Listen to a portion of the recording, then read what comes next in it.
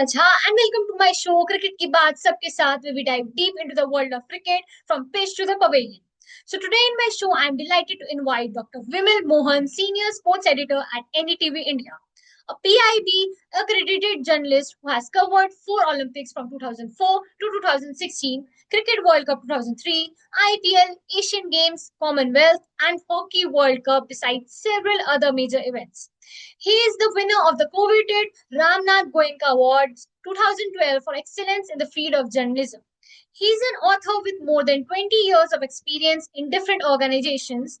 He is an author of Virat Kipari IC and NGO Room to Reads project. He was a jury member for Dronacharya Award Committee 2018, Tenzing Norgay National Award Committee 2018, and jury for Samsung Most Valuable Sportsperson 2010. So welcome to the show. So there are a lot of questions going in my mind that I would like you to clarify and give your opinions. So sir, आप sports journalism में बहुत सालों से हैं. So सबसे पहले हमें अपने स्पोर्ट्स जर्नलिज्म के सफर के बारे में बताइए कि ये जर्नी कैसे शुरू हुई और किस चीज ने आपको इस प्रोफेशन की तरफ अट्रैक्ट किया है. I started, you can say, accidental start था ये, because I was into the films. Prakash Jha का मैं असिस्टेंट डायरेक्टर स्क्रिप्ट राइटर था. फिर एक मूविंग पिक्चर्स करके एक कंपनी होती थी जो डॉक्टर रमेश शर्मा उनके डायरेक्टर होते थे, जिन्होंने new Delhi times, classic new Delhi times बहुत पहले बनाई थी. तो उन्होंने मुझे बुलाया. तो मैं फिल्म के लिए असिस्टेंट डायरेक्शन के लिए वहां गया था, बट उनको क्रिकेट में बहुत इंटरेस्ट था. तो ऐसे ही एक्सीडेंटल हम लोग बातचीत कर रहे थे रिचर्ड्स के बारे में, रिचर्डसन के बारे में और वेस्ट इंडीज टीम के बारे में. तो उन्होंने मुझे इंटरेस्ट देखा, तो उन्होंने मुझे बोला कि एक सुबह सवेरे करके दूरदर्शन में प्रोग्राम आता था. उन्होंने बोला कि आप विमल यार इसको एक दो दिन संभाल लो, एक वीक के लिए. तो मैं ऐसे संभालने लगा. तो मैं थोड़ा सिस्टमैटिकली काम कर रहा था. तो एक वीक में दूरदर्शन उस समय, मतलब ये 98 की बात कर रहा हूँ. उस समय एक दूरदर्शन होता था और एक एनडीटीवी का स्टार के थ्रू आता था. तो लेकिन ये काफी प्रोग्राम हिट हो गया, तो हमें स्पॉन्सर्स मिल गए. उसके बाद एक के बाद मैं स्पोर्ट्स में फंसा चला गया. मतलब स्पोर्ट्स मुझे पसंद है, बट मुझे ऐसा नहीं कि मैं जर्नलिस्ट बनना चाहता था या जर्नलिस्ट बनना चाहता हूँ. ऐसा मेरा ये कोई ये नहीं था. मतलब फिल्मों में था, फिर उसके बाद एक के बाद एक होता चला गया. उसके बाद तो वहां से मैं फिर सहारा चला गया. सहारा के बाद 2003 में मैं एनडीटीवी चला, और तभी से एनडीटीवी में हूँ. और अब इतना स्पेशलाइज्ड ये काम हो चुका है कि अगर आप एक काम करते हैं, कोई भी मीडिया में कुछ भी आप करते हैं और आप अच्छे से अगर करना चाहते हैं, तो हर गेम, हर बीट जो है रिपोर्टिंग में, जर्नलिज्म में, वो स्पेशलाइज्ड बीट होती है. अगर आप उसके लोगों से मिलते हैं, उसके बारे में पढ़ते हैं, उसके बारे में जानना पड़ता है आपको. मतलब बाकी लोग जहाँ सोच रहे हैं वहां से आपको आगे सोचना पड़ता है, एंटिसिपेट करना पड़ता है, और उस तरह से आपको स्टोरी क्रिएट करनी होती है. हम सब स्टोरी टेलर हैं, चाहे मैं स्पोर्ट्स कर रहा हूँ, जो कोई पॉलिटिक्स कर रहा है. तो हम किस तरह से स्टोरी लोगों तक, जो फैक्ट्स वाली स्टोरी, मतलब नैरेटिव भी एक हिस्सा होता है, नैरेटिव लोग सेट करते हैं, बट और स्पोर्ट्स में भी करते हैं, नैरेटिव सेट करते हैं. लेकिन जो जर्नलिज्म यही होता है कि आप स्टोरी टेलिंग फैक्ट्स के साथ कैसे बोलें, और मल्टीपल साइड, जो हर एक स्टोरी का जो मल्टीपल फैसेट्स है, डिफरेंट उनके जो पहलू हैं, हर एक पॉइंट ऑफ व्यू है, उसको आप इनकॉर्पोरेट कर रहे हैं कि नहीं, वही अच्छा जर्नलिज्म माना जाता है. वही मैं कोशिश करता हूँ. Yes sir. सो और आपने कई national and international sporting event cover किए हैं. सो कौन सा इवेंट आपके करियर का मेमोरेबल रहा है एंड क्यों? देखिए, बहुत सारा है. मतलब मैं हर स्टोरी को जाता हूँ तो मैं पैशनेटली ही करता हूँ, लेकिन बहुत सारा है. मतलब 2004 ओलंपिक्स में गया था सबसे पहले एथेंस में. वहां में एक ही मेडल मिला था, राज्यवर्धन राठौर को. तो उस समय तक शूटिंग में उससे पहले कभी इंडिया को मेडल नहीं मिला था. वो मेरे लिए बहुत बड़ा मोमेंट था, क्योंकि उस मोमेंट के बारे में लोगों को बताना कि क्यों डबल ट्रैप, उस समय एक इवेंट होता था, डबल ट्रैप हट गया ओलंपिक से. लेकिन डबल ट्रैप का मतलब है कि एक जो शॉटगन होती है बड़ी सी, और उसमें आप दो बर्ड आते हैं नीचे से, और उस दो बर्ड को हिट करना होता है. अब ट्रैप इवेंट है, तो राज्यवर्धन राठौर का था. फिर सुशील ने जीता था, विजेंदर ने जीता था, और अभिनव बिंद्रा ने 2012 8 में जीता बीजिंग ओलंपिक्स में. अभिनव बिंद्रा ने हिस्ट्री में पहली बार कोई गोल्ड मेडल जीता था. अभी भी मैं उनसे टच में हूँ इन प्लेयर्स से। तो वो अपने आप में इंडिया के लिए बहुत बड़ी बात थी इंडियन। और उसके बाद 2010 का जो कॉमनवेल्थ गेम्स हुआ, जहाँ इंफ्रास्ट्रक्चर को बहुत मैसिवली चेंज आया, क्योंकि इंफ्रास्ट्रक्चर चेंज आना इसलिए भी जरूरी था। उसके बाद से हमारा प्रदर्शन जो है ओलंपिक्स में, आप देखिए 1980 में हमें एक मेडल मिला, 1980 में ओलंपिक्स में हॉकी में हमने गोल्ड जीता। उसके अलावा 1984 में हमें कोई मेडल ही नहीं मिला। 84, 88, 92, 96 में, 96 में जाके लियान पेस ने एक मेडल जीता था। फिर 2000 में एक मेडल कर्णम मल्लेश्वरी ने जीता। 2004 में भी एक मेडल जीते। 2004 के बाद से, 2008 के बाद से हम लगातार एक से ज्यादा मेडल जीतते रहे हैं। और एथलेटिक्स में भी गोल्ड जीते, टोक्यो में जाके, पेरिस में हमने बहुत अच्छा प्रदर्शन किया। तो ओलंपिक्स तो है ही। वर्ल्ड कप में 2003 वर्ल्ड कप कवर करने गया था। उसके बाद 2000, उसके बाद तो जितने क्रिकेट वर्ल्ड कप तो आपको सबको करना ही होता है। क्रिकेट तो आपका मतलब स्टेपल फूड है। तो इंडिया में जैसे ब्राजील में फुटबॉल है, उसी तरह हमारे यहाँ क्रिकेट है।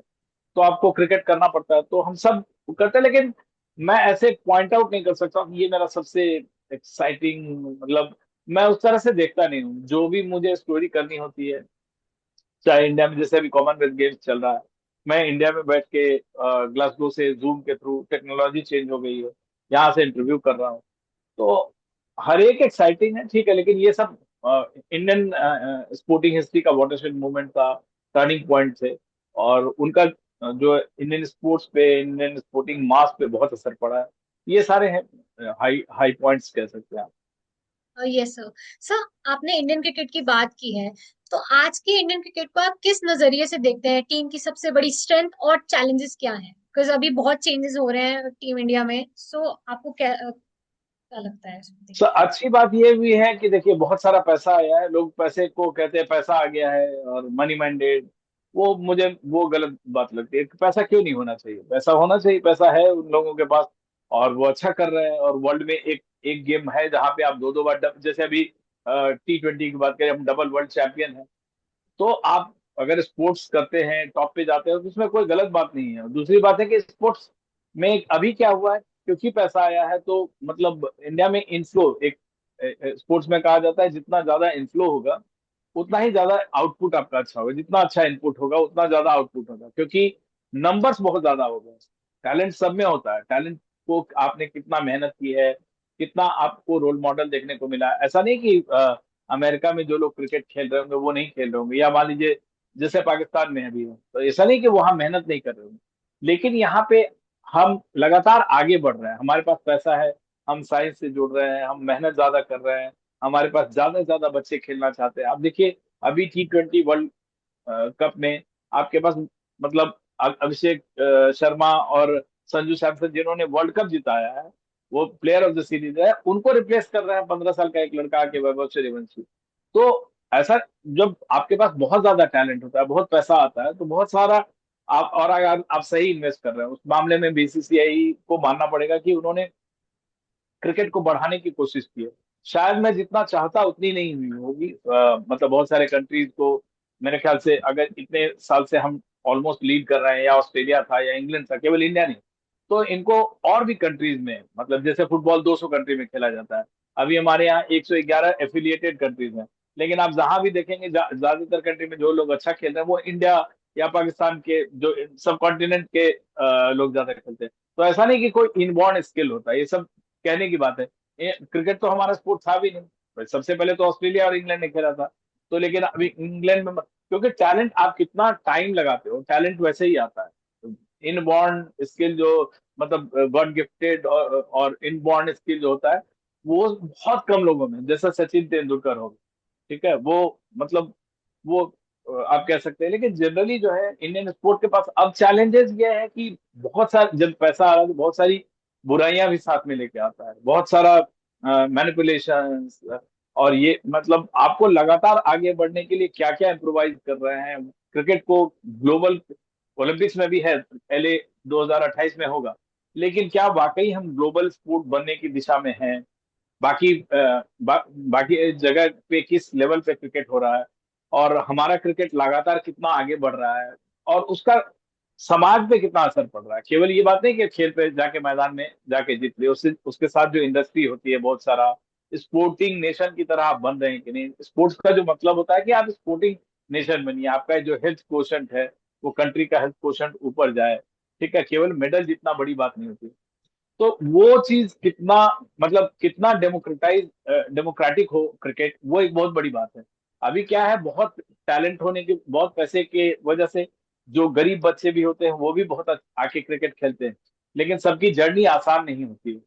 तो मुझे लग रहा है कि इंडिया ने काफी क्रिकेट में काफी हमने तरक्की की हो, लेकिन शायद मतलब बहुत सबने बहुत अच्छी की है, लेकिन मुझे जितनी उम्मीद थी या मैं जितना चाह सकता था, शायद उस पेस पे आने पे थोड़ा सा अभी और लगेगा। अभी इधर हाल के दिनों में बहुत सारा काम हुआ है, इक्वालिटी हुआ है जो आईसीसी ने अभी जो किया है, मतलब जैसा का एक क्रिटिसिज्म होता है, लेकिन अब उन्होंने बहुत सारे जो पैरिट, खासकर जो मेंस वुमेन्स में जो पैरिटी लाए, बराबरी की है, वो एक बड़ी बात है।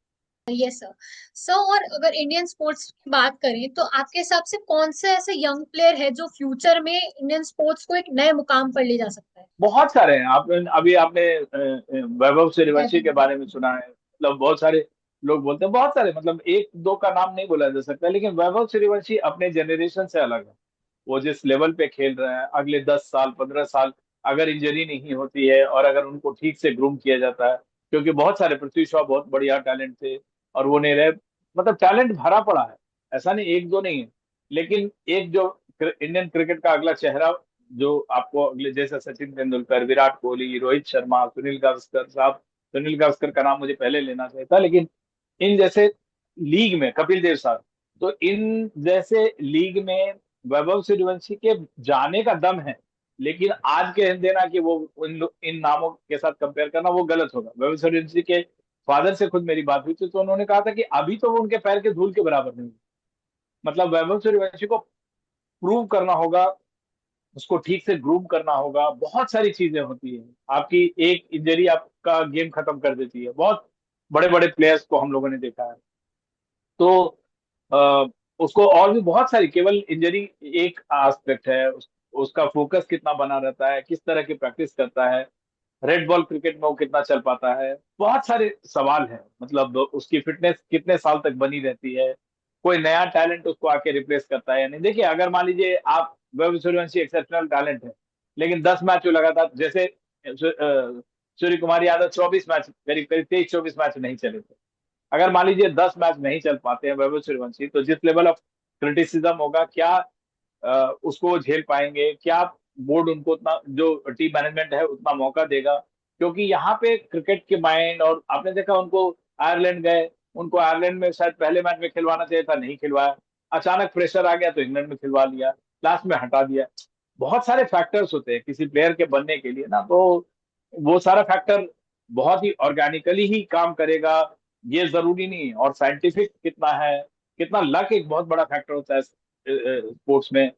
तो ये सारे फैक्टर हैं, अगर ये सब चीज रहेगा तो वैभव सूर्यवंशी, और भी बहुत सारे नाम है, कौन जानता है, अभिषेक शर्मा आजकल बॉलिंग ट्राई कर रहे हैं काफी। ठीक है, अब हो सकता है युवराज सिंह जैसे ऑलराउंडर बन के निकल जाए, बैटिंग तो अच्छा करते हैं, तो बहुत सारे फेस है।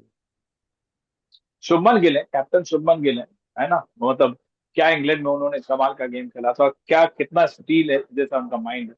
बहुत बहुत सारे प्लेयर है, एक दो प्लेयर के बारे में बोलना गलत है। Yes sir.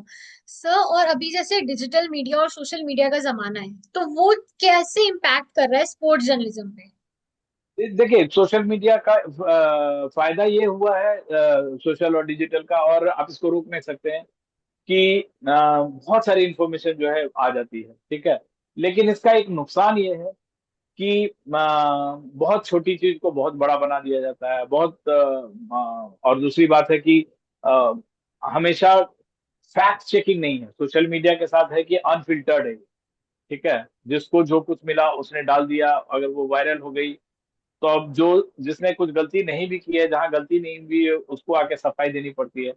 तो सोशल मीडिया के फायदे हैं, लेकिन मुझे लगता है थोड़ा टाइम लगेगा इसको शेप अप करने में, कि सोशल मीडिया एक्चुअली न्यूज के तरह से लोग उसको देखें। न्यूज की सीरियसनेस खत्म हो गई है न्यूज चैनल्स की और अखबारों की, क्योंकि उनकी क्रेडिबिलिटी पे सवाल आने लगे हैं। अब देखिए, अखबार पहले मोटे होते थे, अब पतले हो गए हैं। टेलीविजन चैनल्स का जो रेवेन्यू है वो गिरा है, टेलीविजन चैनल्स को लोग, क्योंकि मतलब ना वो, अब जैसे पहले स्पोर्ट्स के लिए हर एक चैनल में स्पेस होता था, अभी कोई स्पोर्ट्स का शो नहीं है, तो लोग इसको प्लान नहीं कर पा रहे हैं। अभी स्पोर्ट्स जो है वो अपने टॉप पॉइंट पे नहीं है, अपने मेरे ख्याल से अपने जो लोएस्ट पॉइंट पे होता है टेलीविजन चैनल्स में, या मैं प्रिंट में शायद उतना नहीं भी कहूँ, लेकिन बहुत सारे इंडिकेटर्स हैं जिससे आपको लगेगा स्पोर्ट्स जर्नलिस्ट की संख्या जो है खासकर टेलीविजन चैनल्स में, उसमें घटी है काफी। Yes sir. सर, इस दौर में स्पोर्ट्स जर्नलिस्ट के लिए कौन सी ऐसी नई स्किल्स जरूरी है? जैसे सोशल मीडिया, अभी आपने जेनजी जो कर रहा है ना, वो सोशल मीडिया, क्योंकि ये बहुत इंटेलिजेंट जनरेशन है, उनको जो टेक्नोलॉजी के साथ जो नहीं रहेगा। अब हम लोग 2003 में मैं अम्स्टरडम गया था हॉकी कवर करने, हॉकी चैंपियंस ट्रॉफी, तो हमारा बड़ा सा फ्लाईवे होता था, 3-4 लोग हम लोग गए थे। अब अभी मैं उसके 20 साल बाद मैं पेरिस गया, तो सिर्फ इस फोन के साथ चला गया, सेल्फी स्टिक, जूम लिंक होता था, बस ये 3-4 टूल होता। लेकिन आपको हर एक चीज को यूज करना आना चाहिए। अगर आप यूज नहीं कर सकते हैं, ठीक है, आपको अपने आप को अडॉप्ट नहीं कर सकते हैं, तो ये तुरंत ही, क्योंकि ये थोड़ा बहुत ही सस्ता मीडियम है, मतलब फोन के साथ यूज करना, तो आप नहीं, मतलब आपको लिखना भी आना चाहिए, आपको शूट भी करना आना चाहिए, आपको थोड़ा एडिटिंग भी आना चाहिए, थोड़ी ग्राफिक्स भी आनी चाहिए। बट सबसे बड़ी बात है कि माइंड में कंटेंट क्लियर होना चाहिए, हर एक चीज का कंटेंट क्लियर होना चाहिए कि क्या आप कर क्या रहे हो। और उसके बाद डिफरेंट फॉर्म्स है, मतलब अगर आप फॉर्म्स को आता है तो आप अच्छा कर सकते हैं। Yes sir. सर, जैसे यंग स्टूडेंट जो स्पोर्ट जर्नलिज्म में करियर बनाना चाहते हैं, उन्हें आप क्या सबसे इम्पोर्टेंट एडवाइस क्या देना चाहेंगे? और आपके हिसाब से एक सक्सेसफुल स्पोर्ट्स जर्नलिस्ट के लिए कौन सी ऐसी क्वालिटीज एंड वैल्यूज सबसे जरूरी होती है? बहुत सारी चीजें हैं, जैसे आपको सबसे इम्पोर्टेंट है कि मेहनत करना, टेक्नोलॉजी को समझना, लगातार कंसिस्टेंट होना, परसिवरेंस होना, स्टोरी, आपको एंटिसिपेशन आना चाहिए कि मतलब हर दिन अखबार जरूर पढ़ना चाहिए, अखबार हो या जो भी और मीडियम है, मतलब अगर आर्टिकल्स हो, अगर सोशल मीडिया पे आर्टिकल्स आ रहे हैं तो सोशल मीडिया पे। लेकिन आप नहीं पढ़ रहे हो और आपको बुक्स हैं बहुत सारी, दूसरी बात है आपकी नेटवर्किंग अच्छी होनी चाहिए, लोगों से आपको मिलना चाहिए।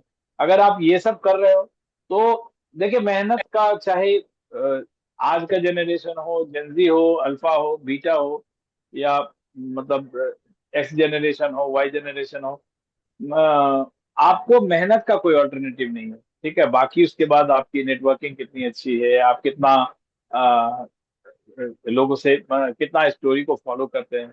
स्टोरी को फॉलो करना बहुत जरूरी होता है, क्योंकि आपको एक टाइमलाइन पता होना चाहिए अपने माइंड में। जैसे अभी एक कंट्रोवर्सी आई कि हॉकी का कलर जो है, जर्सी का कलर ऑरेंज हो गया, अभी चल रही है। वीरेंद्र स्किना ने उसको बोला था कि भाई हमारा मतलब इमोशनल वैल्यू होता है, उसका एक एस्पेक्ट ये लोग बोल रहे हैं कि नहीं, हम पहले पीला भी कर चुके हैं। ठीक है, तो उसका एक पॉलिटिकल एस्पेक्ट भी है कि भगवाकरण हो रहा है कि नहीं। तो आपको अगर टाइम लाइन नहीं पता है ना, तो आप इसमें कंफ्यूज कर सकते हो। आपको किसी ने बोल दिया कि भगवाकरण हो रहा है, तो आपको लगेगा भगवाकरण हो रहा है। किसी ने बोले, कोई बोलेगा भगवाकरण होना क्यों नहीं जरूरी है, कोई बोलेगा कि नहीं नहीं, भगवाकरण नहीं हो रहा है, ये टेक्निकली ऐसे हुआ है। तो अगर आपको बहुत सारी चीज नहीं पता है, ऐसा नहीं कि जब मल्टीपल चीजें पता रहेंगी तो आपको चीजों का पर्सपेक्टिव पता चलेगा कि क्या एक्चुअली बात क्या है। उसके लिए 10 लोगों से आपको बात करना पड़ेगा, आप एक आदमी से बात कर लिए तो वो अपना पॉइंट ऑफ व्यू बोलेगा। ठीक है, तो इसीलिए मतलब उसमें है कि, और इन सबको करने के लिए मान लीजिए मुझे अगर इसको खबर को पता करनी है, तो मुझे 10-15 लोगों को बातचीत करनी होगी, मुझे समझना पड़ेगा कैसे चेंज हुआ, क्यों हुआ, किसने।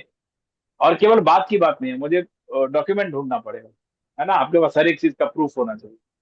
तो चाहे लेफ्ट हो, राइट हो, सेंटर हो, पॉलिटिकल जो नैरेटिव्स होता है वो स्पोर्ट्स में भी आता है। लेकिन और ये है, स्पोर्ट्स में आपके साथ फिर भी एक चीज अच्छी बात क्या है, स्पोर्ट्स ब्रूटल है। आप कितना भी कुछ कर लो, आप चाहे प्रधानमंत्री के बच्चे हो, चाहे एक आम आदमी के बच्चे हो, अगर आप मैदान पे परफॉर्म नहीं करते हो, ठीक है, वो वहां पे आपका कोई संगी साथी नहीं होता है। आपकी अपनी मेहनत, आपकी किस्मत, आपका कितना हार्डवर्क उसमें दिया हुआ है, वो डिसाइड करता है।